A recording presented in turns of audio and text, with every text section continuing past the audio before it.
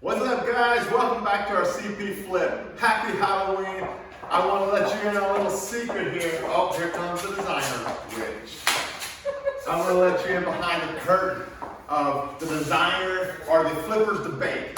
This is what we have to do. So the goal of flipping is to make profit. But when you work with a wonderful designer like this, you got all kinds of decisions to make. She wants to make it look awesome. I want a penny pinch. So we have this debate. We have to make decisions. Tell them some decisions we have to make. So we have to cut costs somewhere. So where we decided to cut costs on this house, not as many as Starsky would have liked, but I don't win very many. we decided to leave the doors. So we painted the doors. They're a sleek front, original doors, but we added cool hardware. So that's one way where you can save. Another way is we didn't replace all of the texture in all the rooms, we just knocked it down.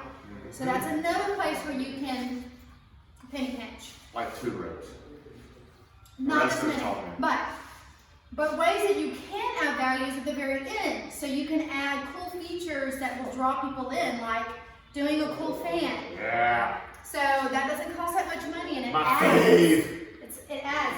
And then also doing a cool focal point like a fireplace. Now, you know, it is a little more expensive, but in the long run, it's going to pay off because people are emotional buyers. You don't want to it's very save. important. You can spend hundreds of dollars at the end, which are very important, that will save you thousands or make you thousands of dollars in the sale price. Yep. So you don't want to penny pinch too much at the very end on the fine detail.